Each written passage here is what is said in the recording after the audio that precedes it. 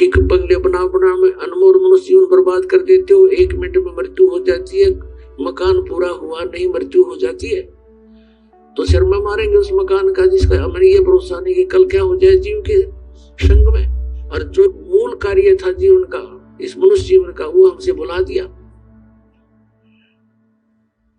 एक फिर ऐसा माहौल बना दिया काल भगवान ने, आप देखते हो कहीं पर कोई ताश खेलकर अपना जीवन नाश कर रहा है, इतने अनमोल जीवन को, इतने अनमोल जीवन को, और भांग के बाड़े खो रहे हैं बगैर ज्ञान के।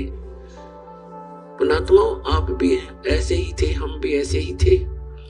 और जिस दिन से परमात्मा के ज्ञान की रोशनी हुई है, उस दिन से वो दिन याद है जिस दिन से ये संदेश मिला था भगवान का, ये मार्ग हमें प्राप्त हुआ। तो इस प्रकार इस ज्ञान को आपसे प्रार्थना है जनसाधारण तक भी पहुंचाओ, अपने भाई बहन रिश्तेदार अड़ोसी पड़ोसी गुआंढी सबसे प्यार से समझाने की चेष्टा करो। ये महा उपकार का कार्य है, महापरोपकार का कार्य है। अपने जीवन को हम नष्ट कर रहे हैं और हम भूल गए उस मार्ग को, भूल गए हम इस मनुष्य जीवन के मूल कार्य को। तो उसको बताने के लिए स्वयं परमेश्वर आते हैं। अब चारों युगों में परमात्मा आए, क्या बताते हैं? मैं रोवत हूं सृष्टि को और ये सृष्टि रोवे मोहे। ये बूढ़ी आत्मा जब दुखी होती है, किसी का पुत्र मर जाता है, किसी की पुत्री विधवा हो जाती है, किसी का और ना जाने कितने प्रकार की आपदाएं शरीर पर आ जाती है, तो फिर ये भगवान की खोज करते हैं। और काल ने जगह जगह अपने दूत एजेंट बना दिए, बैठा दिए, जिनके पास कोई भक्ति नहीं, कोई पावर नहीं कि वो किसी संस्कार को बदल सके, कोई प्रारब्ध कर्म का नाश कर सके। तो उन संतों के पास भटक कर ये प्राणी आखिर में मृत्यु को प्राप्त हो जाता है, क्योंकि उनके पास वो मंत्र नहीं है, उनके पास उस परमात्मा की पावर नहीं है जो हमारे प्रारब्ध में आए हुए संकटों का नाश कर सके। इसलिए इन्होंने अपना अज्ञान विधान बना दिया कि परमात्मा पाप नाश नहीं कर सकता, क्योंकि इनके द्वारा की गई उपासना से वो लाभ मिला नहीं। जिस कारण से इन्होंने अपने अज्ञान सोच शास्त्र विरुद्ध ज्ञान से भर दिए, अन्य अपने उपनिषद बनाकर अपने सोच की, अपने अनुभव की पुस्तकें बनाकर समाज में फीड कर दी और कह दिया कि वेदों और गीता और पुराणों के आधार से हमने इनको रचा है। बोली जनता ने उनको महाविद्वान मानकर संस्कृत के ज्ञाताओं को, और ये जान लिया कि इसमें जो लिखा वेदों वाला ही ज्ञान है। तो जिस कारण से हम जो थोड़ा बहुत विद्वान बनने की चेष्टा की, तो उस अज्ञान को ठोक लिया। जो उन अज्ञानी ऋषि महर्षि मंडलेश्वरों का ज्ञान था, उनके द्वारा बनाए गए उपनिषद पढ़ते रहे, वेदों तक हमारी पहुंच हुई नहीं। और जब समाधान के लिए हम घर से निकले, क्योंकि जब प्राणी दुखी होता है, जब तक इसके पुण्य चलते हैं, इसको कोई हानि नहीं होती है। घर में भी सुख होता है, संतान भी ठीक होती है, तो ये सोचता है कि जो साधनाएं मैं प्रतिदिन करता हूं, इससे मुझे लाभ हो रहा है। उनके करते करते फिर एकदम बिजली गिर जाती है, उसका कोई प्रोटेक्शन हो नहीं पाता, तो फिर ये सोचता है कि अब क्या करूं। फिर कोई बताता है कि वहां ऐसे ऐसे एक मंदिर में महात्मा रहता है, वहां जाइए। उस मंदिर के महात्मा के पास जाता है, तो जैसा भी वो मंदिर का पुजारी बताता है, जंतर मंत्र वो भी करता है, उससे कोई लाभ नहीं होता। फिर आगे चलता है, कोई बताता है कि वहां गुफा में बैठा है एक महात्मा, तो वहां चला जाता है। कोई कहता है वहां जगन्नाथ जी के मंदिर में जाने से आपके सर्व पाप नाश हो जाएंगे, वहां भी जाता है। वहां से भी जब लाभ नहीं होता, तो फिर या तो मर लेता है तब तक, या फिर नास्तिक हो जाता है। और फिर धनी बनने के लिए दूसरे तरीके अपनाता है, जैसे रिश्वत लेना, चोरी करना, डाके मारना, मिलावट करना, झूठ बोल कर ठगना। तो ये विधि धनी होने की नहीं, ये तो दूना निर्धन होता प्राणी से, पाप का भागी बनता है। अन्य तरीके से जुड़ा हुआ धन जीव के पास कभी नहीं रहेगा, क्योंकि वो उसके भाग्य में नहीं है। जैसे एक व्यक्ति बता रहा था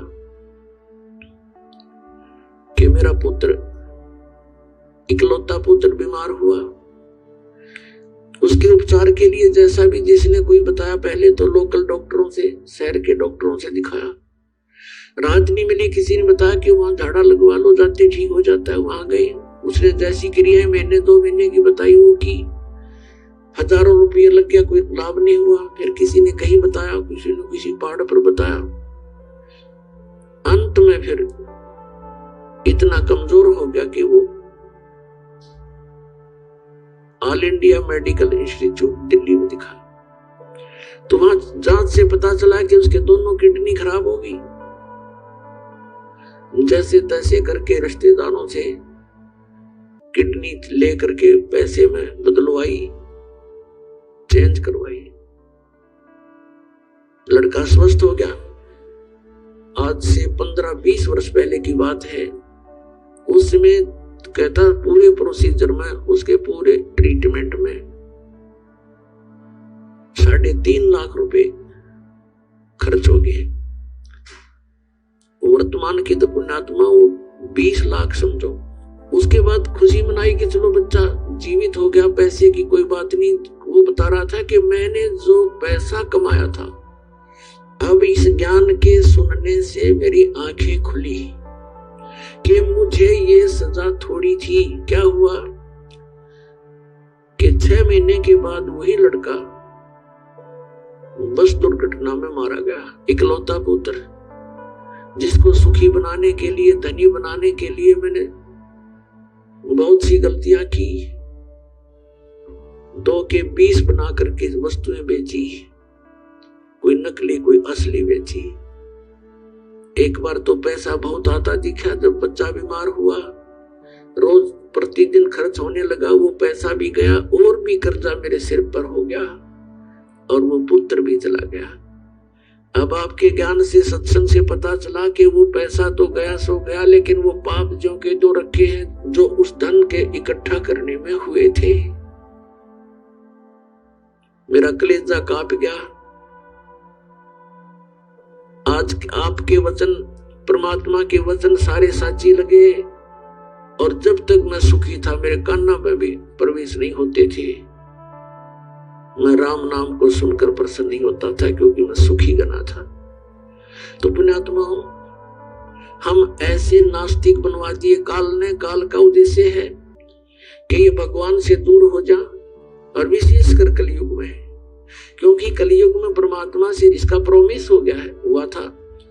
इसने खुद अपने मुख से कहा है कि आप कलयुग में कितने प्राणी ले जाना, 3 युगों में जीव ना ले जाना। भगवान परमात्मा को पता था इस बात का कि सतयुग त्रेता द्वापर में इनके पुण्य कर्म गणे रहेंगे, और जब तक प्राणी के पुण्य कर्म है ये सुखी रहता है, और जब तक ये सुखी है इसको भगवान की आवश्यकता कतई नहीं। जैसा लेकिन आत्मा भगवान की भक्ति बिना रह नहीं सकती, तो जैसा भी ये समाज से या किसी अन्य व्यक्ति से जो ज्ञान सुन लिया भक्ति का, उस पर आरूढ़ होकर के साधना करता रहता है।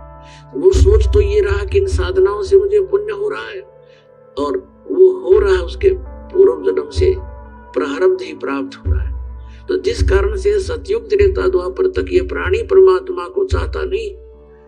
अगर उस ज्ञान से, उस मार्ग से हटकर भी बताना चाहे तो कति स्वीकार नहीं करता, क्योंकि सबकी समाधियां लगती हैं, सब शरीर होता है, बलिष्ठ होते हैं। तो अब कलयुग में आकर इन सभी गुणों की हानि हो जाती है। ना शरीर बलिष्ठ रहता है, ना पूर्व जन्म के पुण्य रहते हैं, साधनाएं भी करते हैं लेकिन फिर भी दुखी रहते हैं। तो परमात्मा ने ये समय इसलिए सिलेक्ट किया था। काल ने ये सोचा था कि तब तक मैं इनको नास्तिक बना दूंगा, अपने दूध बेचकर इनको भ्रमित कर दूंगा, परमात्मा से कोसों दूर कर दूंगा, परमात्मा का नामो निशान मिटा दूं, और इसने जितना संभव हो सका कर दिया। लेकिन समर्थ की अब शक्ति देखना, अब नए सिरे से विधान बन रहा है, नए सिरे से भगवान की जानकारी हो रही है। परमात्मा का हमें नामो निशान पता नहीं था, अब कबीर को भगवान बताते हैं। तो अज्ञान आधार से ये मन स्वीकार करने को कभी तैयार नहीं होता, खड़े पैर गाड़ते हैं अड़ियल घोड़े की तरह। लेकिन सच्चाई में इतनी ताकत होती है कि वो अपना स्थान अवश्य बनाती है। अब इसने अपना पूरा जोर लगा दिया, मजहबों में बांट दिया हमारे को, हिंदू बनाए, फिर ईसाई बनाए, मुसलमान बनाए, सिख बना दिए। अब इसके बाद भी इसका नहीं, इसकी सब्र नहीं हुआ, इसको संतुष्टि नहीं हुई, तृप्ति नहीं हुई, तो इसने फिर ये नकली पंथ चला दिए, राधा स्वामी, धन धन सतगुरु, जय गुरुदेव, और ये सच्चा सौदा, और ये दिनोदाड़ा, ताराचंद वाला, ठाकुर सिंगाला, और निरंकारी सतपाल महाराज, और योत्रा, ये क्या नाम है, अमेरिका में रहता है वो, बाल योगेश्वर कहते हैं, या साराम सुधांशु, ये दूध बेच दिया अपने। इनको कख पता नहीं, भक्ति मार कर करोड़ों व्यक्तियों को बर्बाद कर दिया इन्होंने। इससे पहले महात्मा बुद्ध भेजा था इसने। अब महात्मा बुद्ध कौन था? ये स्वर्ग लोक से आया हुआ प्राणी था, पिछले पुण्यकर्मी प्राणी था, राजा का लड़का था, राज भी त्याग दिया क्योंकि वो सुख जो स्वर्ग में है यहाँ की किसी वस्तु में नहीं है, और जो सतलोक में है वो यहाँ के स्वर्ग में भी नहीं है। तो जो प्राणी जहां के सुख से कुछ प्रभावित होता है, तो उसने उस आधार से राज त्याग दिया। तो उस सुख की तलाश में ये निकला घर से स्वयंभू, कोई संत मिला नहीं, अपनी मर्जी से, पिछले अभ्यास से, पिछले पुण्य के प्रभाव से इसने अपने आप ही हठ योग करना शुरू कर दिया, जो ये पहले क्या करते हैं। हठ योग करने से इसने आहार भी त्याग दिया। गया के अंदर एक वट वृक्ष के नीचे बैठ कर इसने साधना की महीनों तक। इसके प्राण जाने को हो गए, अस्थि पिंजर सूख गया। एक माई ने इसके मुख के खीर खार लगा दी, धीरे धीरे तो चाटने लगा। तीसरे दिन इसने आंख खोल दी और फिर पेट भर अन्न खाया। उसके बाद इसने अपना अनुभव सुनाया, वेदों और गीता को आधार नहीं रखा। इसने बना दिया विधान के starvation could not lead to salvation, कि भूखा मरने से भगवान प्राप्ति नहीं हो सकती। बस इतना ही विधान पाया इसने इतने दिन रहे ढोकर। अंत में इसने फिर इसके वचनों में इतना प्रभाव था, बहुत से श्रद्धालु इसके अनुयायी बन गए, कई राजा लोग इसके अनुयायी बन गए। अहिंसा मत करो, किसी को दुख ना दो, ये नियम बना दिए। लेकिन जो नियम आत्म कल्याण का था उसके पास था नहीं।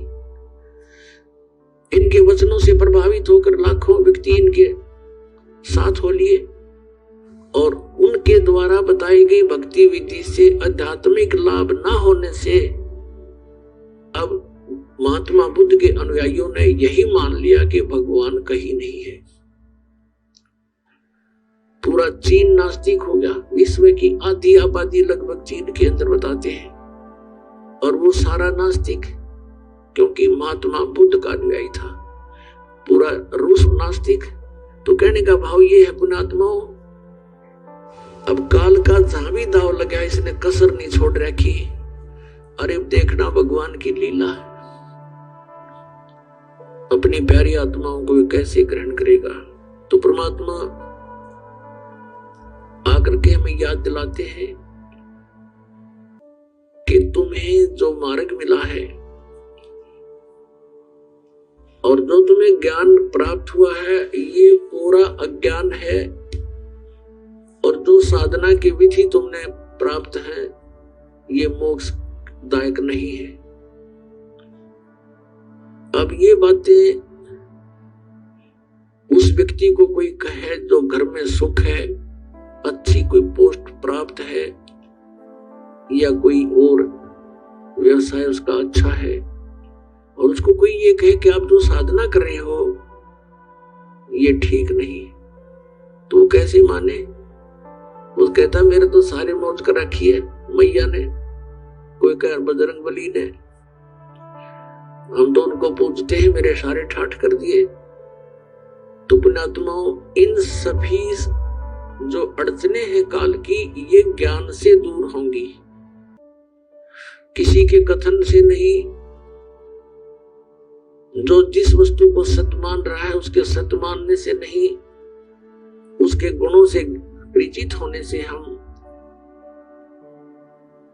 उस परमात्मा को पा सकेंगे। और जिस वस्तु को हम लाभदायक मानते थे और जब हम ज्ञान होगा हमें, तो फिर हम उसके गुणों से परिचित होंगे तो तुरंत त्याग देंगे। अपना आत्मा इस ज्ञान से बात बनेगी और वो ज्ञान परमेश्वर ने स्वयं आकर के हमें बताया है। परमात्मा कहते हैं, मैं रोवत हूं सृष्टि को, सृष्टि रोवे मोहे, कहे कबीर हमरे वियोग को, समझ न सकता कोई।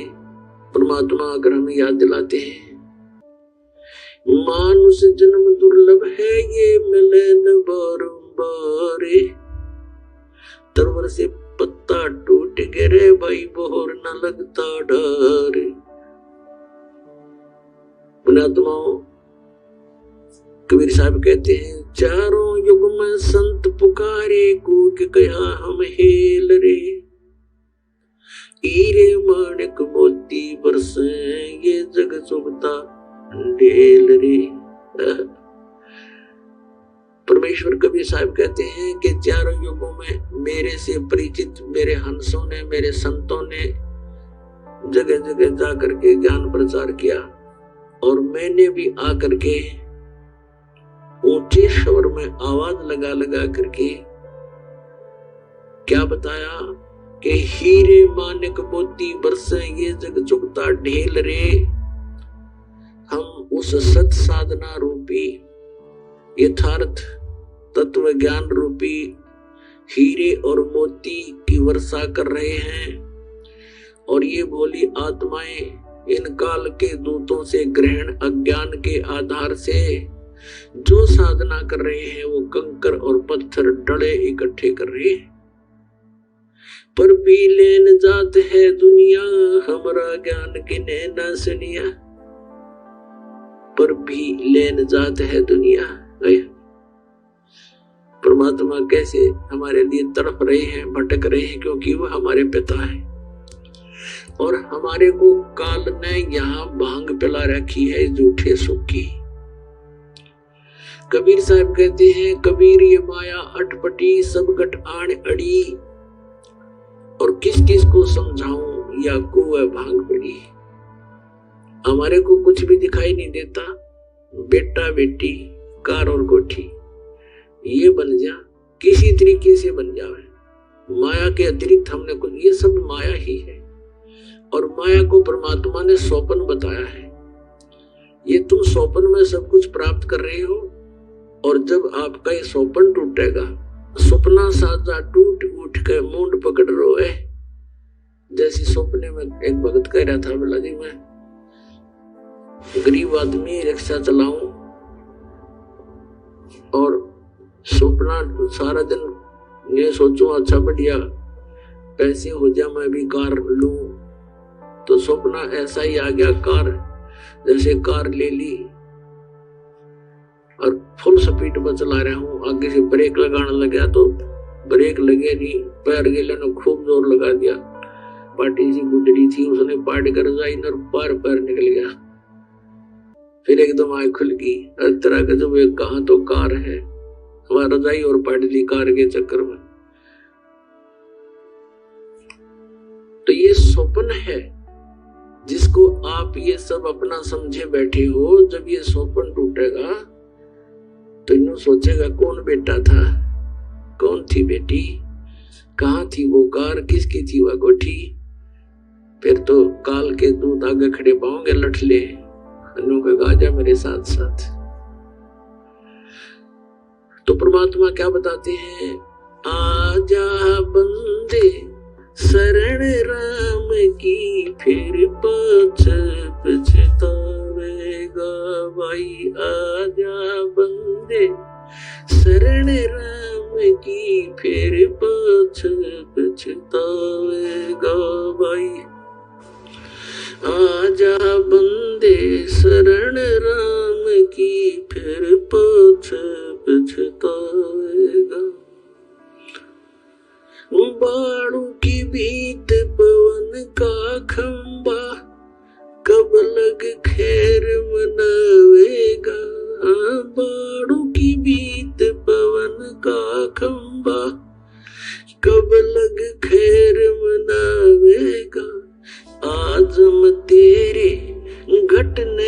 घेर तू राम कहन ना पावेगा। आजम तेरे घटन घेर तू राम कहन ना पावेगा। भाई आजा बंदे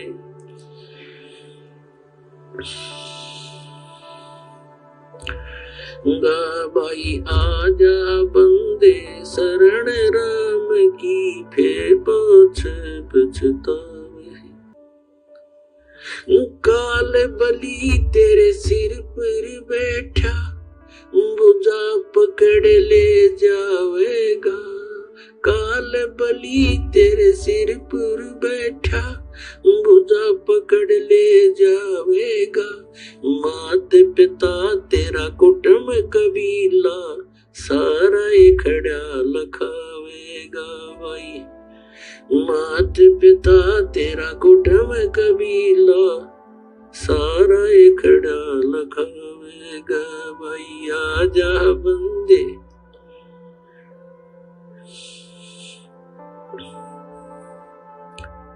धर्मराय तेरा लेखा लेगा, वहाँ क्या बात बनावेगा। धर्मराय तेरा लेखा लेगा, वहाँ क्या बात बनावेगा। लाल खंभ से बंधा जा बिन सतगुरु कौन छुटावेगा। भाई लाल खंभ से बंधा जा बिन सतगुरु कौन छुटावेगा। भाई आजा बंदे शरण राम की, फिर पाछ पछतावे। दिया लिया तेरे संग चलेगा, दरिया डका रह जावेगा। दिया लिया तेरे संग चलेगा, दरिया डका रह जावेगा। कहे कबीर सुनो भाई साधो, करनी के फल पावेगा। हाँ कहे कबीर सुनो भाई साधो, करनी के फल पावेगा। भाई आजा बंदे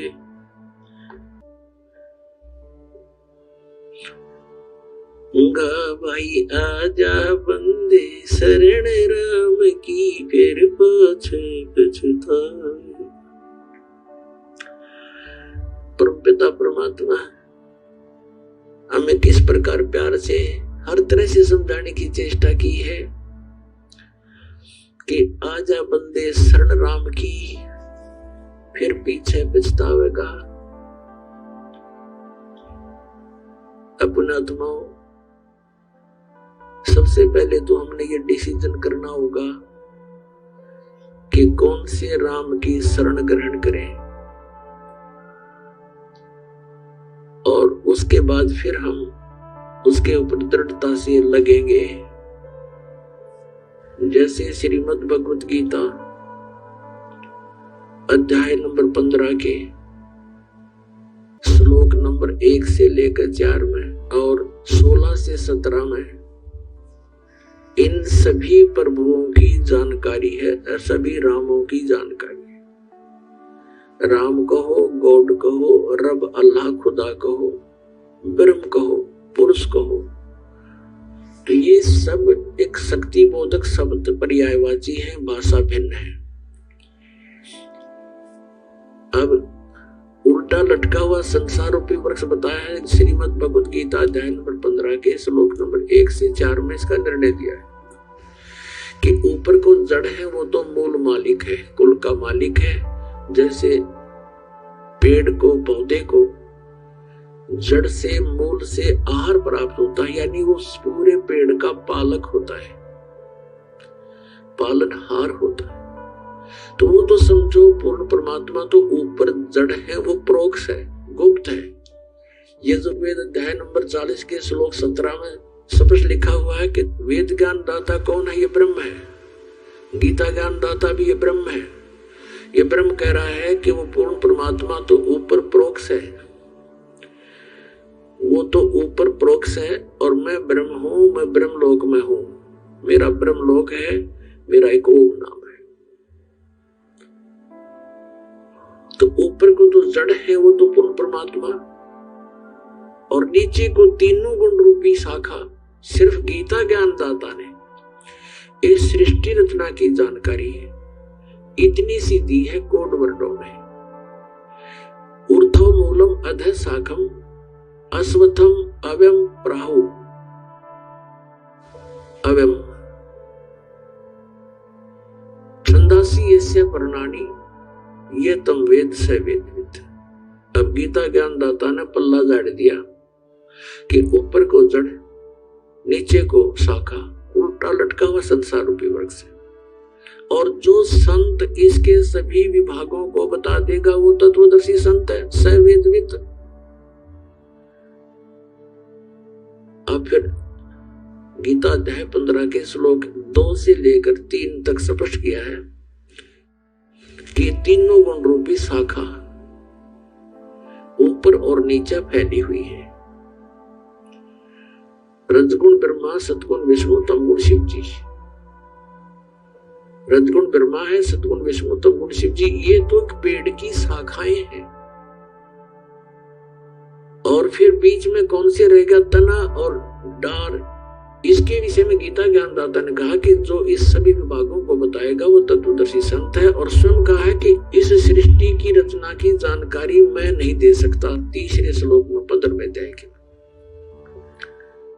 कि जैसा इसका स्वरूप बताते हैं ऐसा मैं उससे परिचित नहीं हूं। यहाँ विचार काल में यानी गीता के डिस्कशन में मैं तुम्हें क्लियर स्पष्ट नहीं बता पाऊंगा। उसके लिए ऑप्शन छोड़ दिया 4 अध्याय के 34वें श्लोक में कि तत्वदर्शी संतों से जाकर पूछो, वो तत्वदर्शी संत तुझे उस परमात्म तत्व का ज्ञान कराएंगे। उसकी पहचान भी बता दी 15वें अध्याय के प्रथम श्लोक में कि ऊपर को मूल, नीचे को तीनों गुण रूपी शाखा वाले इस संसार के सभी छंद यानी विभागों को, पार्ट्स को बता देगा सवेदवित। तो ये जानकारी पुण्यात्मा स्वयं परमात्मा ने आके दी।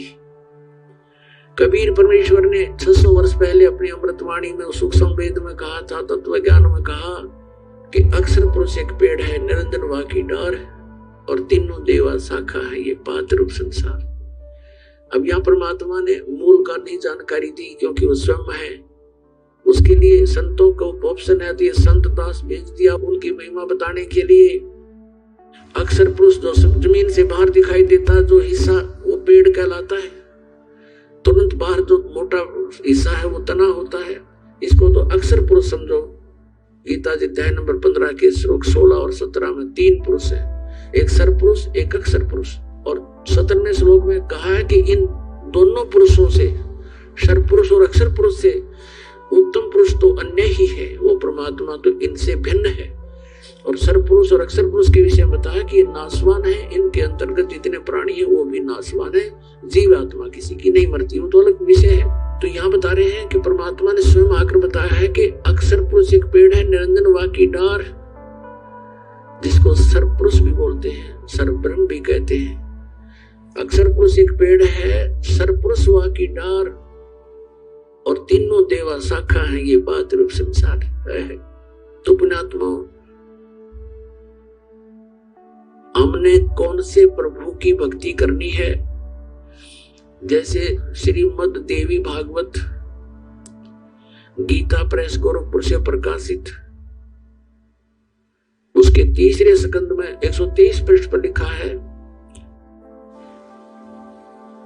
भगवान विष्णु जी अपनी माता दुर्गा से क्या बता रहे हैं, आपको रूबरू कराते हैं। पुण्यात्माओं, यदि ये दास ये सब मौखिक आपको सुनाए तो यहाँ पर बहुत से पुण्यात्मा ऐसे भी विद्वान होते हैं जो प्रथम बार आए हैं और वो इस मौखिक वर्बली ज्ञान से नहीं परिचित हो सकते क्योंकि वो अपने सदग्रंथों को सत्य मानते हैं। और जब सदग्रंथ आपके समक्ष होंगे फिर इस मन में भरा हुआ अज्ञान तुरंत भाग जाएगा। कई भक्त कहते हैं, एक बहन बता रही थी कि मेरी सास राधा स्वामी पंथ से जुड़ी है कई वर्षों से, 20-25 वर्ष से, मेरे आने से पहले से लगे हुए थे वो। आपका सत्संग मैंने सुना, फिर उपदेश दीक्षा ली, अपनी सास से भी समझाने की चेष्टा की कि आप गलत साधना कर रहे हो, एकदम आग बबूला होगी मेरे पे। मैंने उसको प्रार्थना करके आपके सत्संग चला दिया टीवी पर और कहा, देख ले माई, माता जी देखो, आप विचार तो करो, अच्छा लगे तो ग्रहण करना।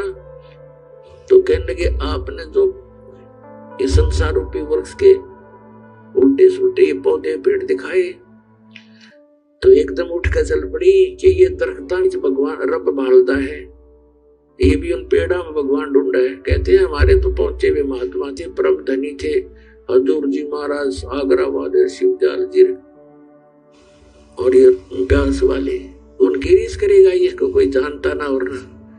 अब कहने का भाव ये है, कोई ये कहता है कि ये संत काहे का तो शास्त्रों को दिखाता है, अपना अनुभव बतावे।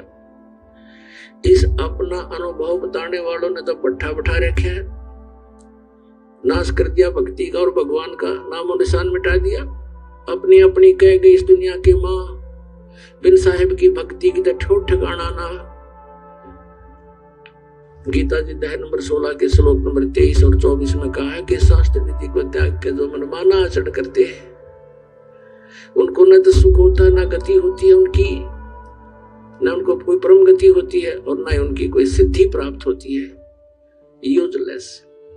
फिर 24वें श्लोक में 16वें अध्याय में कहा गीता जी में कि इससे तेरे लिए अर्जुन कर्तव्य की अवस्था में सदग्रंथ ही प्रमाण है। जो सदग्रंथों में जो वे ऑफ वर्शिप लिखी है वही फाइनल है, नथिंग एल्स। ये कोई बालकों के लिखे हुए लेख नहीं है। और जिन सदग्रंथों को हम आज तक सत्य मानते रहे, इन अनाड़ी संतों के अनुभव को पढ़कर हमने उनको रिजेक्ट करना शुरू कर दिया, क्योंकि ये काल का जाल है, ये काल का सुनियोजित षड्यंत्र है। इस षड्यंत्र का पर्दाफाश परमेश्वर कबीर जी ही कर सकते हैं, या अपने दास को भेजकर अपनी उसको बुद्धि देकर ही इनको बेनकाब करा सकते हैं। वो अब हो रहे हैं। तो पुण्यात्माओं, कोई तो कहता है कि आपके गुरुजी तो शास्त्र दिखाते हैं, अपना अनुभव बताएं। पुण्यात्माओं, इस दास को इन सदग्रंथों के पढ़ने पढ़ाने की गति आवश्यकता नहीं रही थी, क्योंकि हमें वो मूल ग्रंथ मिल गया था जिसमें इन सबका समावेश है। वो सूक्ष्म वेद, 5वां वेद जो काल ने नष्ट कर दिया था और अज्ञान फैला दिया था, और जो सूक्ष्म वेद जिसको तत्व ज्ञान कहा सदग्रंथों में, परमात्मा ने स्वयं आकर बोला था कबीर वाणी में, सच्चिदानंद घन ब्रह्म की वाणी में, वो हमें प्राप्त हो गया था। हम अपनी साधना कर रहे थे, फिर प्रेरणा हुई परमात्मा की। दास ने अर्ज किया, प्रभु आपका ज्ञान 100% सत्य है, लेकिन जब तक जिन सदग्रंथों को जो आपकी आत्मा इस काल के द्वारा बांटे हुए इन धर्मों में लगी है भगवान, जब तक उन ग्रंथों में आपकी पहचान नहीं होगी, आपको नहीं मान सकते। कितना सुख दे लो भगवान, इस सुख का तो अंत ही नहीं है। इस नकली सुख का आपने बताया है, 3 लोक से तृप्त ना ही ये मन भोगी खसिया। तो यहाँ कितना सुख देंगे हम, कितना इनको अपने पास लगा सकेंगे। 10 सुख हो गए, एक ना इनको प्राप्ति हुई कोई, उसी में छोड़ जाएंगे, त्याग जाएंगे, काल के दूतों का फिर फंस जाएंगे। परमात्मा ने दास की पुकार सुनी। एक दिन प्रेरणा करी, क्रोधाश्रम बन चुका था उस समय। पहले घर घर जाकर के सत्संग करते थे, डेली के कई पाठ होते थे, सारा दिन व्यस्त रहते थे। फिर थोड़ी सी राहत मिली, फ्री हुआ थोड़ा सा, क्योंकि सत्संग पाठ हम शाम ही करने लग गए, जैसे अब शुरू कर रखे। फिर सोचा कि अब इस समय का सदुपयोग हो प्रभु। प्रेरणा की परमात्मा ने, एक परमात्मा की वाणी याद आई कि वेद मेरा भेद है, मैं न वेदन के माही, पर जौन वेद से मैं मिलूंगा वेद जानते नहीं। परमात्मा की वाणी का ये अर्थ है कि चारों वेद मेरा ही गुणगान करते हैं, लेकिन वेदों में वर्णित विधि से मेरी प्राप्ति नहीं हो सकती। और जिस वेद से मैं मिलूं, उस सूक्ष्म वेद से इन वेदों में उसका ज्ञान नहीं है, वो ज्ञान वेदों में नहीं है, ये वेद जानते नहीं। तो सबसे पहले दास ने सोचा कि गीता का अनुवाद भी किया हुआ, इसमें देखते हैं शायद परमात्मा का इसमें कोई ज्ञान पावे। ओए होए, जो ही श्रीमद् भगवत गीता को देखा, गीता ज्ञानदाता कहता मैं तो नाशवान हूं, मेरी जन्म मृत्यु होती है और वो परमात्मा कोई और है। फिर 15वें अध्याय के अंदर देखे, इसमें सारा ही निर्णय तीनों गुण क्या है सदग्रंथों से देखा। वैसे पहले भी हम वर्बली सुनते थे, रजगुण ब्रह्मा, सदगुण विष्णु, तम गुण शिव जी। एकदम जैसे भूखे न भोजन, निर्धन को धन मिल जावा, फूला नहीं समाया करे, ऐसी दास की उमंग होगी। उठाया पेन कलम, नए सिरे से अनुवाद शुरू किया, गहरी नजर गीता में एक पुस्तक बनाई और सन 2001 के अंदर ये प्रेरणा हुई परमात्मा की और वो पुस्तक बना के समाज में प्रवेश करी। बुद्धिमान समाज ने उसको पढ़ा, देखा, दूसरे अनुवादों से तुलना की तो दांतों तले उंगली दबाई। तो पुण्यात्माओं, दास को इन सदग्रंथों की आवश्यकता नहीं थी, ये आपके लिए है। मेरे लिए तो ये सदग्रंथ ऐसे हैं जैसे अंधे की लालटेन होती है। एक अंधा व्यक्ति है, रात्रि के समय हाथ में जलती हुई लालटेन लेकर जा रहा था, लैंप। आगे से बच्चे आ रहे थे उछल कूद मचाते हुए। उस अंधे ने आवाज लगाई, बेटा देखना, देखना मैं अंधा हूं, ध्यान से चलना मेरे पास, देखना बेटा मैं अंधा हूं। अब बच्चों ने देखा कि ये आदमी बतावे अंधा, और लालटेन किस लिए ले रखी है इसने, लैंप किस लिए ले रखा है। निकट आकर के कहने लगे, बाबा क्या सचमुच अंधे हो? कहा बेटा मैं अंधा हूं। फिर लालटेन किस लिए ले रखा आपने? उस अंधे ने उत्तर दिया, तुम आंखों वालों के लिए कहीं मेरे में टक्कर ना मार दो, बुढ़े आदमी ने घेर दो किधर। तुम आंखों वालों के लिए है कि मुझसे बाईपास हो जाओ, मुझे ना तंग करो, मैं गिर ना जाऊं, मुझ में टक्कर ना मार दो, मुझे तो दिखता नहीं। तो कहने का भाव ये है पुण्यात्माओं, ये जो सदग्रंथ है प्रत्येक धर्म के, तो उन अनुयायियों के लिए वो शिरोधार्य है। और जो इन सदग्रंथों को भी नहीं मानते, जैसे राधा स्वामी पंथ वाले और धन धन सतगुरु पंथ वाले, जय गुरुदेव पंथ वाले, ये कहते हैं हमने वेदों और गीता की आवश्यकता नहीं, हमारा ज्ञान तो वेदों और गीता से आगे का है। हमारे तो परम धनी है, उन्हें जो वचन बोल दिए वो हमारे लिए सत्य है। उन्होंने तो अपने अनुभव से कहते, राधा स्वामी धाम की खोज करी है, फिर अमेरिका खोज दिया और राधा स्वामी धाम। किसी भी सदग्रंथ के इतिहास में नहीं। राधा स्वामी कोई लोक है जो स्वयं सृष्टि रचनहार ने स्वयं बताया है कि सतलोक, अलखलोक, अगमलोक और एक अकैलोक, और ये के बताओ मेरा उस तो ऊपर साडा राधा स्वामी लोक है। और वो राधा स्वामी लोक बताने वाला भूत बनकर अपनी शिष्या उस बुक्की में लौट रहा, और राधा स्वामी लोक उनका वो बुक्की बन गई। फिर इस शिवदयाल जी की शिष्या थी एक बुक्की नाम की लड़की, और उसकी मृत्यु के बाद राधा स्वामी शिवदयाल की मृत्यु के बाद वो शिवदयाल उसमें प्रेत बनकर आकर बोलने लग गया। उन्हीं के द्वारा लिखे हुए स्वामी जी महाराज के जीवन चरित्र में लिखा हुआ है। तो पुण्यात्मा, जो ये कहते हैं कि हमने वेदों और गीता इनका आवश्यकता नहीं है, अन्य सदग्रंथों की, तो वो तो कति नास्तिक होने के कागार पर खड़े हैं। अब राधा स्वामी पंथ, ये धन धन सतगुरु पंथ, जय गुरुदेव पंथ और जितने भी नकली पंथ है, इनके अनुयायी अब बेचारे दुख पाके लुट के पिट के हर तरह से, आध्यात्मिक ज्ञान तो है ही नहीं, और जो भौतिक लाभ होना था वो भी नहीं हो सकता, क्योंकि उनकी वे ऑफ वर्शिप बिल्कुल शास्त्र विरुद्ध है। पांचों नाम काल के जानो, पांचों नाम काल के जानो, घट रामायण के 27 पृष्ठ पर दूसरे भाग में लिखे। और उनसे अलग एक छठा नाम है, आदि नाम है, सतनाम और आदि नाम, उनसे मोक्ष होगा, वो उनको ज्ञान नहीं। तो इस प्रकार जो अपने सदग्रंथों से परिचित हैं, सदग्रंथों से कितने परिचित हैं कि वो ये मानते हैं कि हमारे सदग्रंथ हमारे धर्म के हमारे लिए पूज्य हैं, मान्य हैं, इनमें जो लिखा वो सत्य है। तो उन पुण्यात्माओं को समझाना भी 2 मिनट की बात है कि जैसे हम पहले लोक वेद सुना करते, दंत कथा, श्री ब्रह्मा जी, श्री विष्णु जी, श्री शिव जी ये अजर अमर है, इनके कोई माता पिता नहीं, सर्वेश्वर महेश्वर कालज्ञ मृत्युंजय, इनका कोई रचनहार नहीं, सर्वेश्वर है, ये था लोक वेद। और हम ये भी सुनते थे कि ये ज्ञान ये महापुरुषों ने सदग्रंथों को पढ़कर हमें सुनाया है, क्योंकि उस समय हम अपने सदग्रंथ नहीं पढ़ सकते थे। आज परमात्मा ने सबसे पहले तो हमारी आंखें बनवाई, यानी हमें ये ज्ञान दिया, अक्षर ज्ञान दिया। इस अक्षर ज्ञान के आधार से अब हम अपने सदग्रंथों को स्वयं देखेंगे, फिर हम किसी की लोक वेद पर आधारित नहीं रह सकते। तो वो धन्य है वो पुण्यात्मा जो अभी तक अपने सदग्रंथों में विश्वास लिए हुए हैं।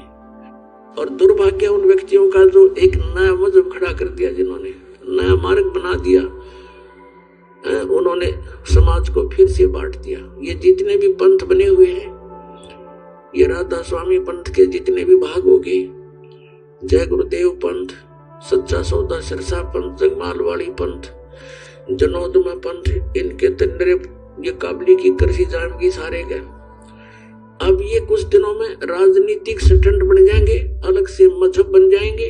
अगर ये मार्ग मालिक का ऊपर नहीं आया तो और कई भागों में मनुष्य समाज बट जाएगा। लेकिन अब मालिक का वो आदेश है कि सभी धर्म और सभी ये पंथ एक हो जाएंगे, इस ज्ञान के आधार से एक होंगे और पूरे विश्व में ये तत्व ज्ञान फैलेगा। सब प्यार से रहा करेंगे, ये माया की जो हवस है बिल्कुल खत्म हो जाएगी, क्योंकि ज्ञान हो जाएगा। ये माया की जो दौड़ लग रही है बिल्कुल नाश हो जाएगी, क्योंकि ज्ञान हो जाएगा कि हम क्या उद्देश्य लेकर यहाँ आए थे। फिर परमात्मा बार बार बताते हैं, पृथ्वीपति चकवे गए जिनके चक्र चलंत, रावण श्री खे कौन गिने ऐसे गए अनंत। गरीबदास साहब कहते हैं चकवे हो गए चूहा, पूरी पृथ्वी का राजा था, सत भक्ति ना करने से चूहे की योनि में गया। अब बिल भी स्वयं बना करके मिट्टी में लेट रहा है, तो के चाटे यहाँ के सुख को, बाढ़ में जाओ ऐसा सुख ऋषि कोठी और ये कार जो हमारी ये दुरुक्ति कर रहा है। और वहां सतलोक में यही सृष्टि होगी, ऐसा ही शरीर है, ऐसी ही आत्मा रहती है, सारे सुख हैं, कोई कष्ट नहीं, ना वहां मृत्यु है, वर्धावस्था नहीं है, ऐसा शरीर है जिसमें कोई कष्ट नहीं होता। तो पुण्यात्माओं, ये कोई दंत कथा नहीं, क्योंकि ये महापुरुषों का आंखों देखा वर्णन है और परमात्मा ने स्वयं आकर बताया है, वो ज्ञान है। अब हम प्रसंग आप पर बताना चाहते हैं कि जैसे हमने कौन से परमात्मा की भक्ति करनी है, हम उसी विषय पर आते हैं। जैसे ब्रह्मा विष्णु महेश, ब्रह्मा जी की भक्ति तो हमें करने का आदेश नहीं था कि इसकी तो करनी नहीं चाहिए, और विष्णु जी और शिव जी की हम भक्ति करते थे, उसके साथ साथ हनुमान जी, बाबा श्याम जी और देवी देवता, गांव का बाबा, तीर्थ व्रत, ये सभी करते रहे। तो ये हमें यही बताया गया था कि इनकी साधना ही करने से लाभ होगा। तो जब तक हमें ज्ञान नहीं था तो हम इनको पूजा करते थे, और अब इनके इतिहास में जो लिखा है वो हमें सदग्रंथों से जानकारी होगी। अब देखिएगा श्रीमद् देवी भागवत, श्रीमद् देवी भागवत, संपादक हनुमान प्रसाद पोदार चिमन लाल गोस्वामी, और गीता प्रेस गोरखपुर से प्रकाशित है। गीता प्रेस गोरखपुर से प्रकाशित है। ये आप देख रहे हैं, फैक्स और फोन नंबर। इसके 123 पृष्ठ पर इनकी जीवनी लिखी है, ब्रह्मा विष्णु महेश की महिमा लिखी है, क्या स्थिति है इनकी। ये 3रा स्कंद है। भगवान विष्णु अपनी माता दुर्गा की स्तुति करते हुए कह रहे हैं, तुम शुद्ध स्वरूपा हो, यह सारा संसार तुम्हीं से उद्भासित हो रहा है। मैं ब्रह्मा और शंकर, हम सभी तुम्हारी कृपा से विद्यमान हैं। हमारा आविर्भाव, आविर्भाव माने जन्म और तिरोभाव माने मृत्यु हुआ करता है। हमारा आविर्भाव जन्म, तिरोभाव मृत्यु, जन्म मृत्यु हुआ करता है। केवल तुम ही नित्य हो, जगत जननी हो, प्रकृति और सनातनी देवी हो। यह भी ध्यान रखना कि दुर्गा को प्रकृति भी कहते हैं। फिर भगवान शंकर बोले, देवी यदि महाभाग विष्णु तुम्ही से प्रकट हुए हैं तो उनके बाद उत्पन्न होने वाले ब्रह्मा भी तुम्हारे बालक हुए। फिर मैं तमोगुण लीला करने वाला शंकर क्या तुम्हारी संतान नहीं हुआ? अर्थात मुझे भी उत्पन्न करने वाली तुम ही हो। शिवे संपूर्ण संसार की सृष्टि करने में तुम बड़ी चतुर हो। इस संसार की सृष्टि सतिथि और संहार में तुम्हारे गुण सदा समर्थ है। उन्हीं तीनों गुणों से उत्पन्न हम ब्रह्मा विष्णु एवं शंकर नियमानुसार कार्य में तत्पर रहते हैं। अपने आत्माओं जो हम इनके बारे में ये सुना करते थे, ये ध्रुव अमर है, सर्वेश्वर है, ब्रह्मा विष्णु महेश, इनके कोई माता पिता नहीं है, ये था लोकवेद यानी सुना सुनाया ज्ञान, दंत कथा। और अब हमने पढ़ा इनका जीवन चरित्र। इसमें लिखा है कि तीनों ये नासवान है, इनकी जन्म मृत्यु होती है, इनकी माता दुर्गा है। पिता कौन है वो और आगे वर्णन लिखा हुआ इसी के अंदर, और शिव पुराण में बिल्कुल क्लियर कर रखा है, रुद्र संहिता में। वो काल रूपी ब्रह्म यानी ये ज्योत निरंजन सरपुरुष इनका पिता है। तो यहाँ स्वयं इसमें 5 कंसेप्ट क्लियर हो गए इन 10 पंक्तियों में। एक तो ये होगा कि ब्रह्मा विष्णु महेश नासवान है, दूसरा इनकी माता दुर्गा है, तीसरा प्रकृति दुर्गा को कहते हैं, चौथा ये हो गया कि रजगुण ब्रह्मा सतगुण विष्णु तमगुण शिव जी है, और पांचवा ये हो गया कि ये केवल नियमित कार्य ही कर सकते हैं, किसी के संस्कार में परिवर्तन नहीं कर सकते। किसी के भाग्य में दुख है, वो प्रारब्ध में दुख कष्ट पाप है, क्योंकि पाप से दुख होता है, तो वो दुख उसको भोगना ही पड़ेगा जो इन भगवानों का पुजारी है। और ये स्वयं नासवान है, इनकी जन्म मृत्यु स्वयं होती है, तो इनके उपासक की भी जन्म मृत्यु होगी। और जब तक जन्म मृत्यु है परम शांति नहीं हो सकती। अब बात आती है इनके पिता। इनका पिता कौन है? ब्रह्म, ज्योत स्वरूपी निरंजन, ये काल। और इसी ने श्रीमद् भगवत गीता का ज्ञान श्री कृष्ण में प्रवेश करके बोला। ये दूसरे अध्याय के 12वें श्लोक में श्रीमद् भगवत गीता की, और चौथे अध्याय के 5वें और 9वें श्लोक में, और 10वें अध्याय के दूसरे श्लोक में कहता है, तुम तेरे और मेरे बहुत जन्म हो चुके, तू नहीं जानता मैं जानता हूं। इससे सिद्ध हो गया कि इसकी भी जन्म मृत्यु होती है, तो उपासकों की भी जन्म मृत्यु रहेगी। इसलिए इसने 7वें अध्याय के 18वें श्लोक में कहा कि अर्जुन, ये ज्ञानी आत्मा जो मेरे तक सीमित है, इनको मैं पसंद हूं, मैं अच्छा लगता हूं, और मुझे ये भी अच्छे लगते हैं क्योंकि इन्होंने तीनों गुणों की पूजा त्याग कर मेरी साधना शुरू कर दी, उनसे तो अच्छा लाभ मेरे से मिलेगा, लेकिन मेरे वाली अनुत्तम गति में ही ये सचित रहे। कारण क्या था? क्योंकि इनको तत्वदर्शी संत ना मिलने से इन्होंने मेरी ही पूजा को अंतिम मान लिया। अपनी गति को भी 7वें अध्याय के 18वें श्लोक में गीता ज्ञानदाता ब्रह्म कहता है, ये अनुत्तम है, घटिया है, व्यर्थ है, बैड है, वेरी बैड। इसलिए 18वें अध्याय के 62वें श्लोक में कहा कि अर्जुन, तू सर्वभाव से उस परमेश्वर की शरण में जा, उसकी कृपा से ही परम शांति को और सनातन परम धाम को प्राप्त होगा। तो अब हमने वो राम सिलेक्ट करना है कि कौन से राम की पूजा करें जिससे हमें ये परम शांति प्राप्त हो।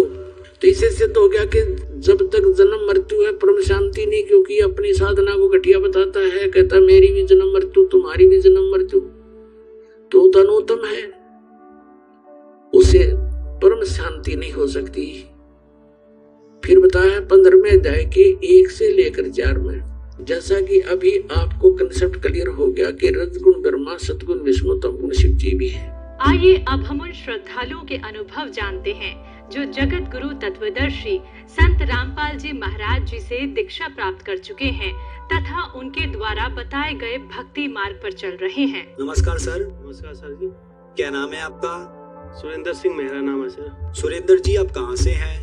सर मैं उत्तराखंड के जिला नैनीताल से हूँ सर। सुरेंद्र जी, संत रामपाल जी महाराज से नाम दीक्षा आपने कब ली? सर 30 मई 2020 में मैंने नाम दीक्षा ली। सुरेंद्र जी, आपने क्या क्या भक्ति साधनाएं की हैं अभी तक? सर मैं बजरंगबली जी की भक्ति करता था और ब्रह्मा विष्णु महेश इन तीनों की भक्ति किया करता था, लेकिन उनसे कोई लाभ नहीं होता था। उसके बाद में फिर मैं धीरे धीरे एक बार फिर नास्तिक बनने लग गया। जब हमें फायदा ही नहीं हो रहा तो हम इनकी भक्ति करके करें क्या, फायदा क्या। तो मैं जब भी कहीं किसी भी मंदिर पे जाता, वहाँ पे पूजा पाठ करता, कोई फायदा नहीं होता था। तो फिर क्या कारण बना कि आप संत रामपाल जी महाराज जी की शरण में आए? भगत जी, ऐसा हुआ, मैं मर्चेंट नेवी में इंजीनियरिंग पद पे छोटी सी रैंक पे हूँ। तो सर वहाँ पे एक बार क्या हुआ, मेरे को हमारे वहाँ पे इंटरव्यू परीक्षाएं होती रहती हैं। तो उस परीक्षा में उसी दौरान तो मैं एक परीक्षा में ऐसा था 100 में से 100 नंबर लाने होते, उसमें से मैं 96 नंबर लेके आ गया था। वो 4 नंबर मैं नहीं ला पा रहा था। उसके लिए मैं पिछले 15-20 दिन से परेशान था, जिसमें रात दिन परेशान था उस चीज़ के लिए कि यार कैसे करूँ, क्या करूँ।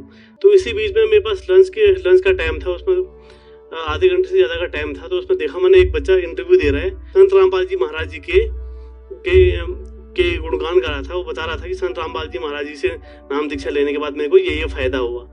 तो मुझे ऐसा लगा कि अच्छा, अगर संत रामपाल जी महाराज जी अगर इतना फ़ायदा कर सकते हैं तो आप मेरे को भी ये फ़ायदा करवा के दिखाइए। तो ठीक है जी। तो उसके बाद फिर हम लंच करने के बाद फिर मैं अपनी ड्यूटी में चले गया।